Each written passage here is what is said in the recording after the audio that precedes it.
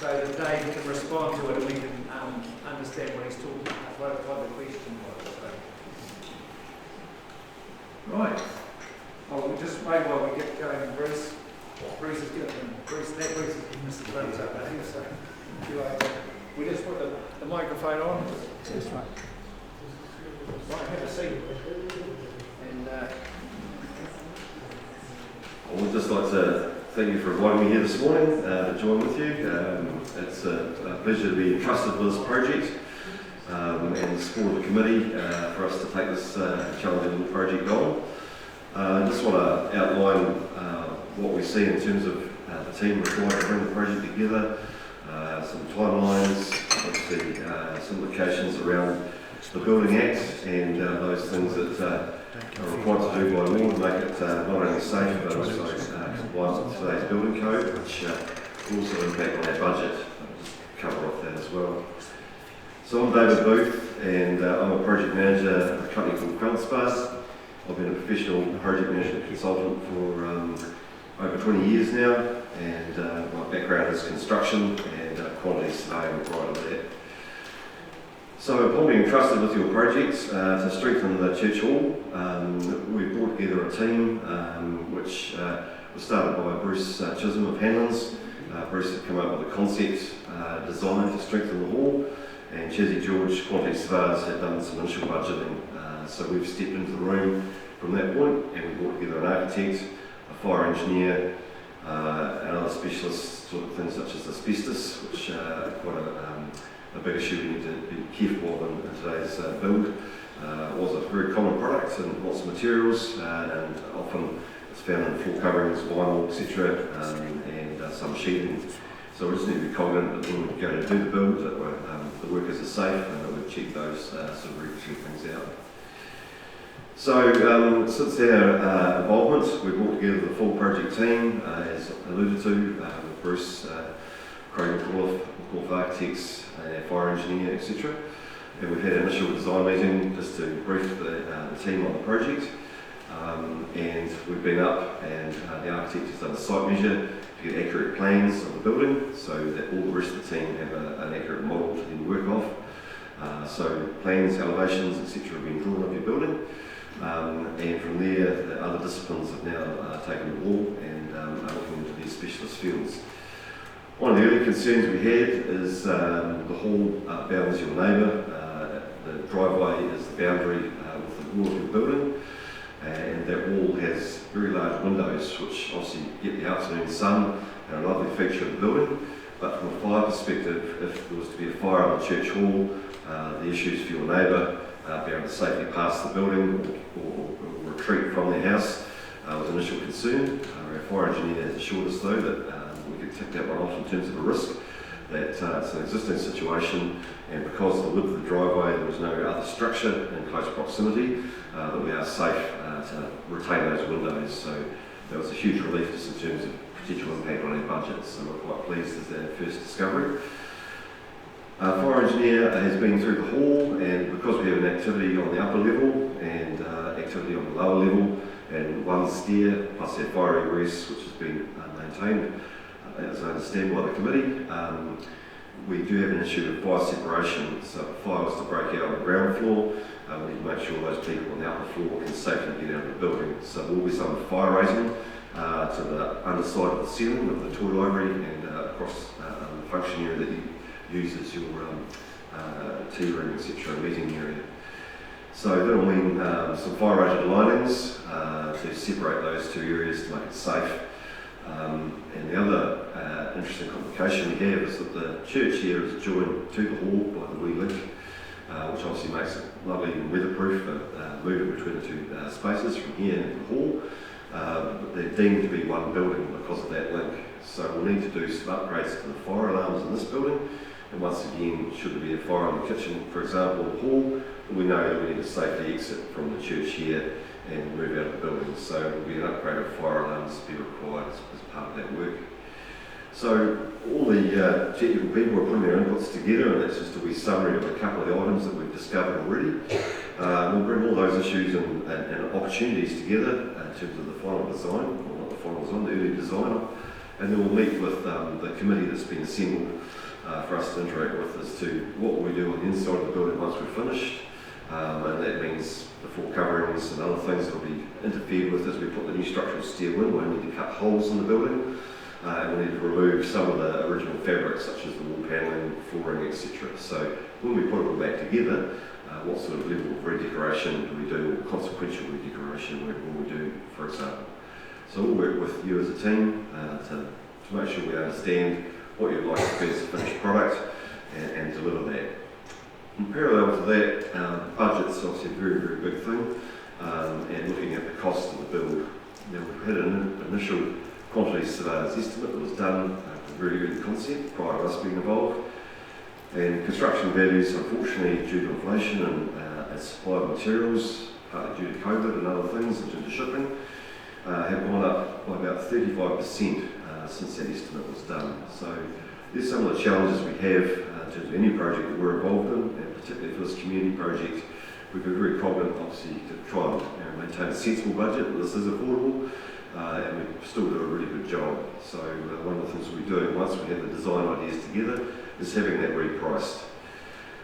Parallel to our design team, we're going to involve a building contractor, Stewart Construction, and we're going to involve a structural steel fabricator, Laurie Falls of Zeal Steel, to help us with that early budgeting advice. So it's actually tested in real value with the firm that's actually going to do it, and how we're going to build it. Putting large pieces of structural steel, like we can see these red steel elements in this building, are going to be similar to what we see inside the church hall, and they'll be in 3 regular intervals. But how do we get it inside an existing building? Those are the things that our build team will help us with in terms of how to get the steel in and stand it up in the building. So we're looking forward to their input, and they'll come and join us around the table in the next fortnight, because we need an initial design for them to be tested against. So that's sort of the key milestones. So then in terms of time and also your existing tenants, we'll just unpack that a little bit. Obviously, there's a wonderful thing in terms of the hall. It has 2 really good community organisations that interact with the local community here in terms of the toy library, which we think is really amazing, and also the judo club. So the amount of young people coming and interacting in this building, families, we think that's a really important part of what the hall achieves, and we've got to make sure that we can bring those people back, because we need to move them out to do the work. It's going to be quite invasive. So already discussions are happening, I believe, with the Anglican Church, is that right, Cam?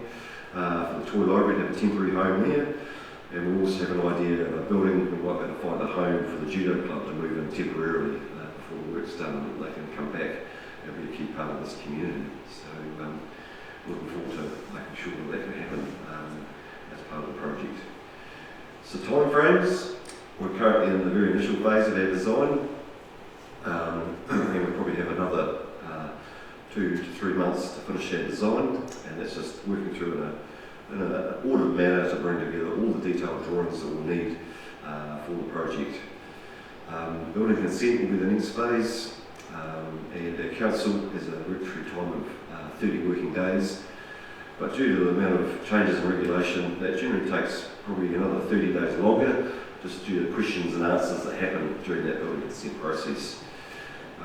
Once we have that, then we'll look to start, and we're targeting around an October start this year on the physical building work, and a completion time about this time next year to complete the work. And as part of some of that consequential work, we'll need to fully scaffold the building so we can safely do the work. One of the things that will also happen is the parapets, which is from above the gutter line up, they'll need to be removed and made into a new concrete parapet, which will be part of the strengthening. So we need to safely scaffold the full perimeter of the building to do that. The roof is another element we're looking at. To get the steel in, we may need to remove parts of the roof, and it may be that we replace the roof at that time. But some of these things will be options that we could defer based on budget, so we're not going to just say, oh, we need to do everything to have it perfect. It may be some sensible decisions that we're primarily going to strengthen the building and get it back to being safe to use. And so re-roofing might be an option to say, well, that can still be done as maintenance as you do with this building or any other building like your own home. You don't necessarily need to do everything at the outset. So those will be decisions we'll bring to the committee that's been established and test as we unpack our budget. So that's a lot of talking from me, and hope that's given you a really good overview, and really happy to answer any questions or concerns that anybody has about the project and what we're up to. Anybody want to ask a question, please indicate. We'll switch it on. Switch it. You switch it. Anybody got a question? Thank you.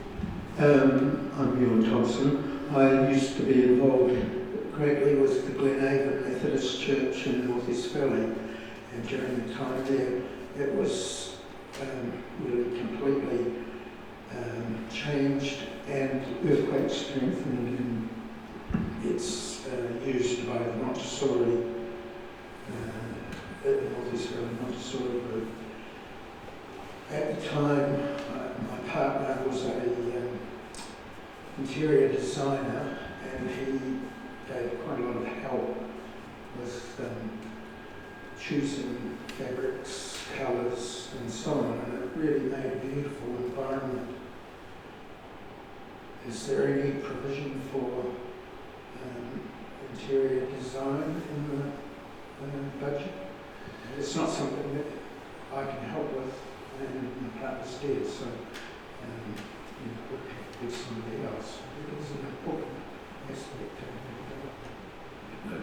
Thanks, Ewan, and I respect that, and you're really part in that project. How you interact with the building and how it looks and feels is a very important part, so I do acknowledge the interior design will be something in terms of how we want the building to feel welcoming, and the choice of colours that's going to impact your mood. Our architect, Craig McCullough, is a fully qualified architect, and as part of the architectural discipline, they have the skills around that. But we could perhaps look to enhance that with the specialist interior designer's input if we feel we need to. At this point in time, we don't. But as we work with the committee, if we feel that to get the recipe right, if I use my words, certainly we'd consider that. But what colour, the selection of fabrics and materials will be a very important part of it, and we'll consider with that design team. I hope that answers your question.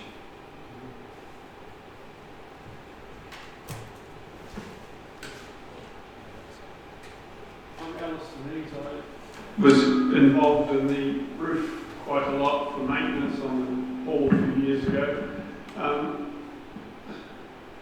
The fastenings where the roof nails go into the stacking underneath are a bit unreliable. They tend to pop out in time. But the guttering was, the internal guttering between the parapet and the roof was always something of an issue. Will that be disturbed or changed because the parapet's going to be taken off? Yes, certainly. So that'll be a very key part of it, because the parapets are coming away, which supports the outside face of the gutter.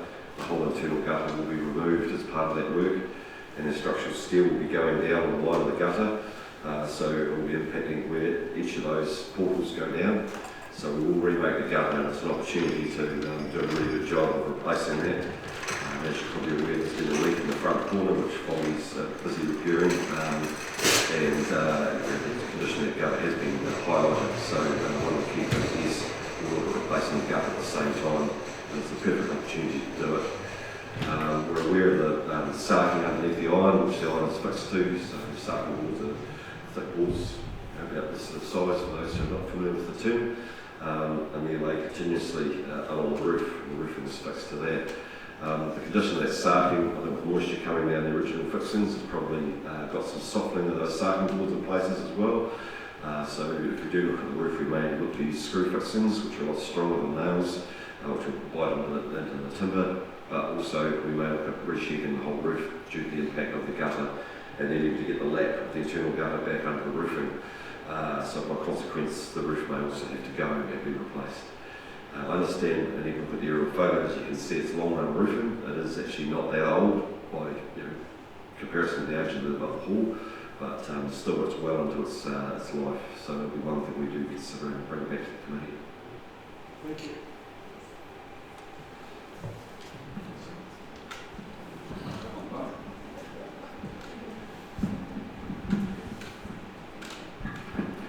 I said this earlier, but the question that Forrest has from up before the stairwell is, you know, it's there, but with the judo people, it could be the crowd. What does there has to be an alternative?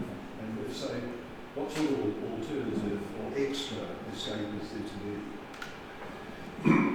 Yes, so the question was just around fire arrests for the records and the numbers of people for the judo club. So yes, it will be considered. The other thing we need to take into account is that if the judo club was to disband or go somewhere else in time, what would the space be used for? So we've got to look at the crowd loading if it was to be used as it was intended, say for a performance, and the stage be used, or whatever it could be in the future. So yes, we do look at crowd loadings, and that's calculated by the square metre area of the floor and the number of people you could physically put in there. The current external fire egress stair does come into account in a positive way, and because it's an existing stair, it's not as well designed as a new stair would be, but because it's existing, you get dispensation that's what's called near as practical to the current building code, so we're allowed to keep that stair, and that will be the second fire egress. Yep.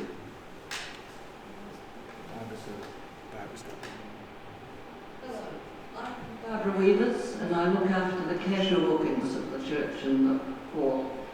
I'm assuming I'm to continue taking bookings for the church, no problem, but from October, nothing from October for the lounge area. Yes, that's right. So we'll work more closely with you as we refine those dates. If that design is done quicker, that date may move forward a little bit, but at this point in time, yes, that would be the wise provision from October. The other thing I'll touch on is the toilets, which I omitted in my first chat, is that obviously we need provision of toilets, and your current toilets are in the hall. Obviously there's an external door to the toilets that we could potentially use. But I think what we may look at is the provision of a temporary toilet, and we're not talking about one of those plastic portable things that you would see at a concert or an event, something that's more practical for, I can be so kind as the age of the audience I have here, that will be practical to use. So that's one of the ideas we have at the moment, and the current toilets will be upgraded with new full finishes and just a little bit more pleasant to use. But we do have the right number of toilets, once again, for the number of occupants, so we don't need to increase them. More facilities will just be upgrading to a more pleasant facility. Hi, I'm Greg Hewson. Do you take account of the heavy snowfall? Do you have to account for the weight of the snow accumulating on the roof when you do the earthquake strengthening? Because that can add quite a bit of extra weight every 5 years. Yes, we certainly do, and the building code is set up regionally, and Dunedin, the target area, is in a higher, obviously, snow loading than other parts of the country. So yes, our engineers calculate based on this being a potential heavy snow load occurring, and as we know, when we do get a snow here, it can be quite severe, particularly here on the hill suburbs, so definitely will be factored into the design. We'll also consider that with the gutters. Because we have a parapet wall, the gutter is effectively internal, and the snow can then build up, and it can then moisture and water can ingress up under the roofing and come down inside the linings. So mainly with snow grates or other things such as the detailing of the gutters, or putting more overflow pipes in. So yes, we will definitely be considering that as part of it as well.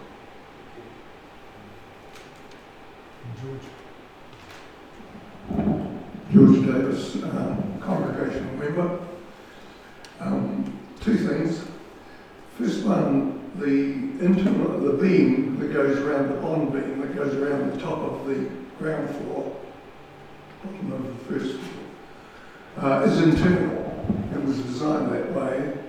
I take it that all the rest of the structures that you're talking about will be external, like slightly more industrial like this. Yes? Yes, they will be, so they'll be potentially exposed.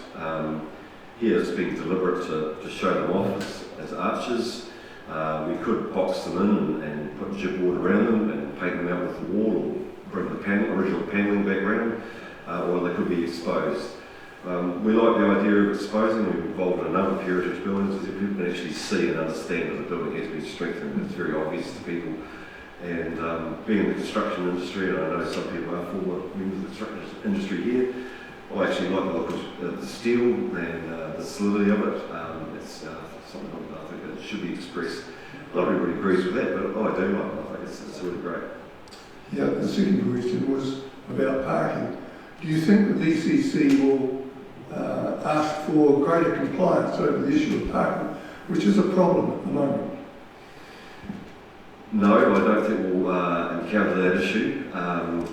And because it's an existing situation and we're looking to enhance it, i.e. the hall, we're looking to improve it from a fire safety point of view and a strengthening point of view, that it would be unkind of the city to force more parking on us because that would be impractical to achieve. I know we do have grass and land to the side of the building, but we would be resistant to that in terms of from a cost point of view. It would make the project prohibitive in my view. If that was the case, we would look to perhaps ask the council for consideration or in staging it and saying, look, we may look at that in the future, but see if we could stage the project to put that further down the track. And if the church was to desire to do that, something we would like to do, we'd certainly investigate it, but we're not here to try and pile more stacks on the mill to say, to make the project untenable. So we will have a pre-application meeting with council, and we'll meet with their Three Waters team around foul sewer, stormwater. We will meet with the eroding team and the building compliance team, just understand any concerns they may have or things that we'll need to comply with, such as that, as we go forward. So before we go and apply, we'll know any of those issues, which we'll also bring back to the committee. But I think it's unlikely that it'll make us add more parking.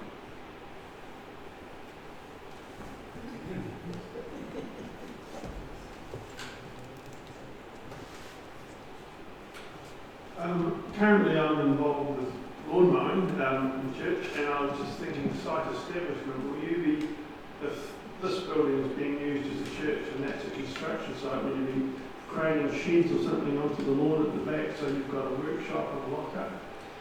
Yeah, highly likely the lawn is quite attractive space for us to do that, yes. So we might be relieving you some of your lawn duties in a small patch. And we also have the scaffold coming down as well, which will encroach.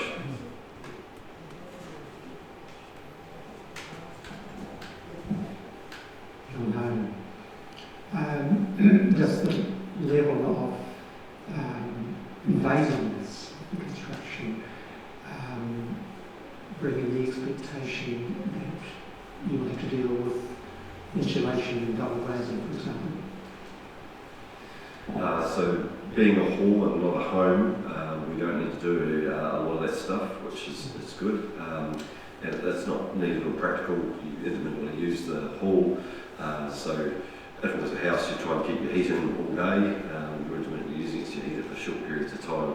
So we wouldn't be looking at double glazing and we wouldn't be required to, or insulation. While we're re-roofing, it may make sense to do that. So once again, where it's practical, we would certainly look to do it, yes. Because obviously, more improvements you can, will make it more usable as well. Kirsten, just to ask about the numbers of people that we are talking about. The toy library and the judo people will have their ideas. This church I've just been looking around probably is really full with 100. But I'm not sure that we're thinking ahead that we want to provide, or do we want to provide for 100 people or some other figure? Do you need that sort of, or have you received some guidance as to the sort of numbers of our community that underlie all the decisions that are being made really about the use of the property? That's something I'll unpack with the committee, the build committee, and we have a loose idea of that at the moment, but we'll firm that up, and we'll also have to set for future-proofing beyond what we think the hall's been used for today. We're going to strengthen it, it's going to last for many, many years to come. So we need to think of future-proofing beyond the judo club potentially. But we'll bring those ideas back to the table. and we say it will cost this. If we put, say, 100 people in, if we restrict to 50 people, which we can do by mechanisms and our design and our fire reports by stating that's how the building will be used, we can manage that. We'll bring the options back to the table so we can understand that as well. Yeah. See how good we work out this morning. When's the next meeting date? We'd look to have an initial meeting with the committee probably within a fortnight, so we'll look to arrange that very shortly because we have enough information now to bring something substantive back.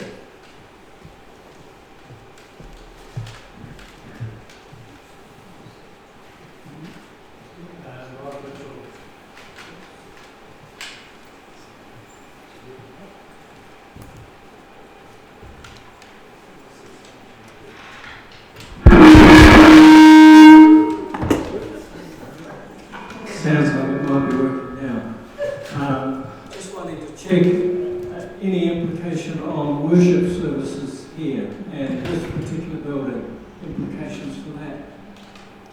That's a very good question. So we don't anticipate any impact on this building. There are obviously interfaces for the fire alarms that I've talked about, which are happening in here, the electrical supply and those things. So there is some connection. But as the building is primarily used on Sunday, and our builders won't be here, we can make sure things are returned in a safe and usable manner for the weekends, and also with the hall use and other things, we'll stay in close touch about any of those implications. But that's something we'll work closely with our build team and through communication with the committee. But our intention is to make sure this is usable throughout the whole build.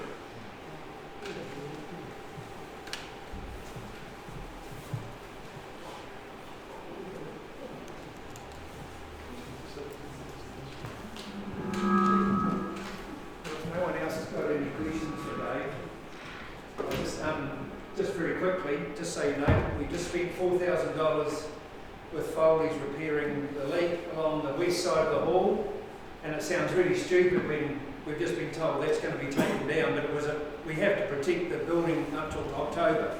So we've spent some money already, and just in terms of budget, talking with Lindley, who looks after the budget, we've got about $750,000 that hopefully we won't spend all of it, but is applicable for what Dave's looking at. So there is sufficient money hopefully to cope with what's the sort of impacts that Dave's talking about, because the original pricing we had has increased 35%, as you might have heard, just for building costs, let alone everything else. So hopefully that side of things is completely manageable for the church, and we can move ahead now with Mr. Booth and his team working with our committee from the church, which obviously can be changed. If you want to find someone with colours and things and we haven't got expertise, we can ask someone who can look after that out of the congregation better than the people we've got perhaps. It's very flexible. So thanks very much, Dave, and on behalf of the congregation, I'm sorry I haven't got a gift for you, but just like to thank you, and we're excited to move ahead. We've got an idea time frame wise now that October's probably when building will commence if everything goes well, which is great. I hope everybody's got it, and if anybody else has got any questions for Dave, please ask them now. We're not going to ask them to come back again, unless perhaps at the end when we can actually have an opening and congratulate you on the project. So thanks very much for staying and listening to it, and thanks very much, Dave, for coming and sort of getting everybody up to date on where we are. That's welcome. And we've recorded it, so it will be available if you know of anybody who's interested that isn't here today that can catch up and catch the question, Dave talking and then the questions as well. So thanks everybody. Other than that, go out and enjoy the rest of the day, and hopefully it gets to 13 degrees.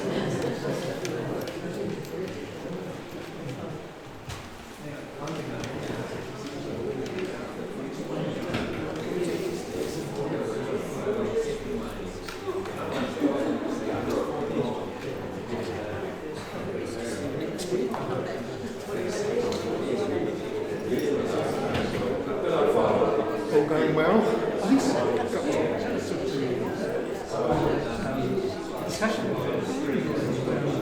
obviously people are interested.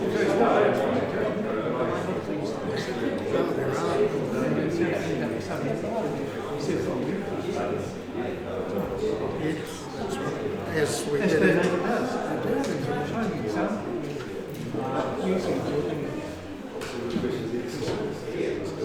Exactly. It is. Actually, it's a little, I mean, it restricts you. You can't have a funeral there, for example. I mean, you could, but it's used, so much. And so, I mean, that's one of the important things that happens in the church. And if it's rented out to some other organisation all the time, then you don't have that ability. So they might use a funeral here, possibly.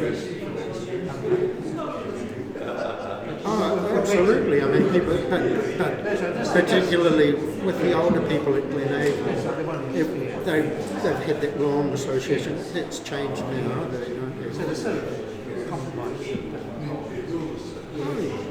There has to be. It was a dying building in a dying church congregation. Wayne, since I was involved.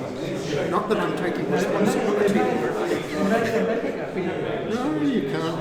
It's a lovely little.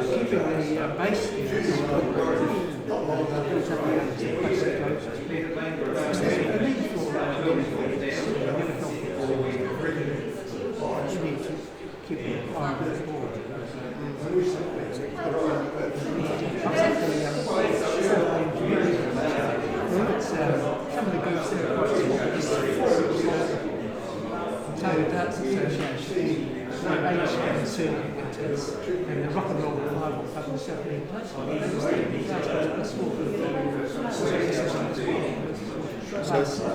So it's owned by 4 different groups. It was sold by the council for $1 to the group, and they put the bottom of this in.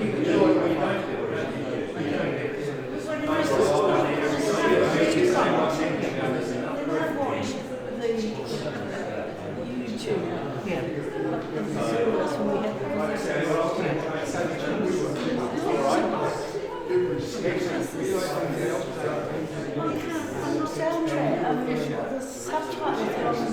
Okay, so some captions. Is that right? Actually, Mary told me so.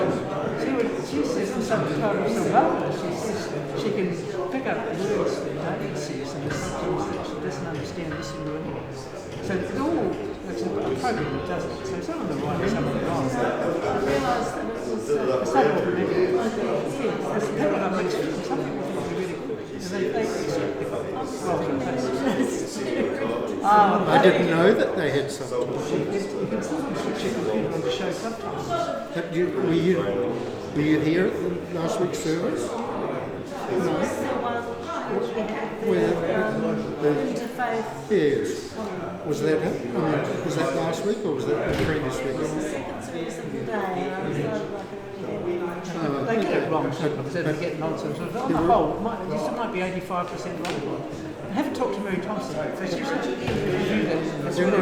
There were a lot of subtitles on the screen that were in Turkish or whatever, I don't know. But when it was here in the church, the subtitles weren't in English. Oh, they were in English. It seemed to me you like the season feed.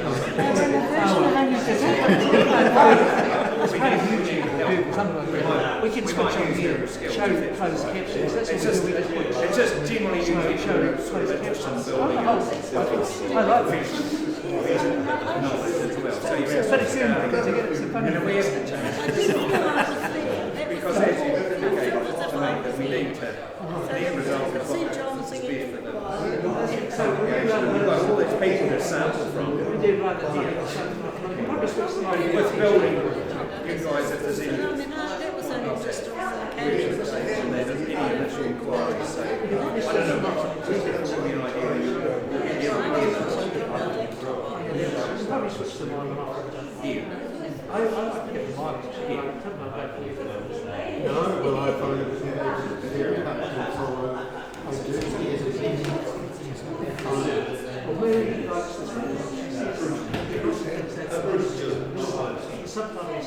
She thinks that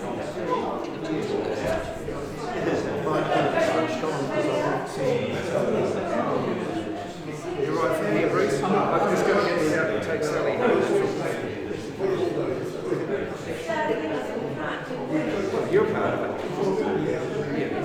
So those two are, with Richard and Dave Stewart,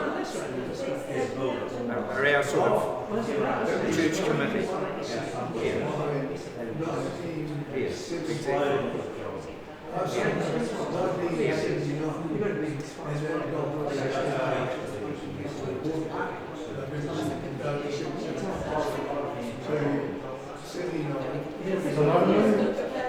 Yes. Well, it may not be that much, but I'm going to give you anyway. That we've got here. That's from the sale of Broad Bay and Wellesley's, the old church on Hillside Road, Weasley. if you don't spend it, you might not. Well, that's the thing. It's ring fence for buildings. We had the same thing. And we may not use all of it, but just to try to reassure people that when you're talking to Dave and he's talked, this might be an issue and that we seem to have enough money to be able to manage, to cover those sort of contingencies is the word, isn't it? If they are. We've searched the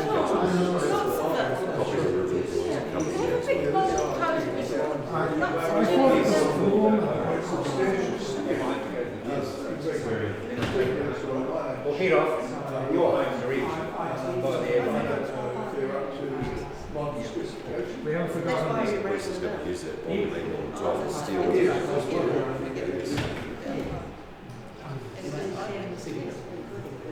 Thank you very much. That was very good. Thank you. That was wonderful. A lot of tough questions there. Well, I was surprised at the range of people, but it was having the building here for the community in the future. No, there was other questions. Great presentation. Thank you. We'll look forward to being in touch with the committee and That's work your way fine. through. Thank you. Okay. Lovely to meet you. Thank you for your questions.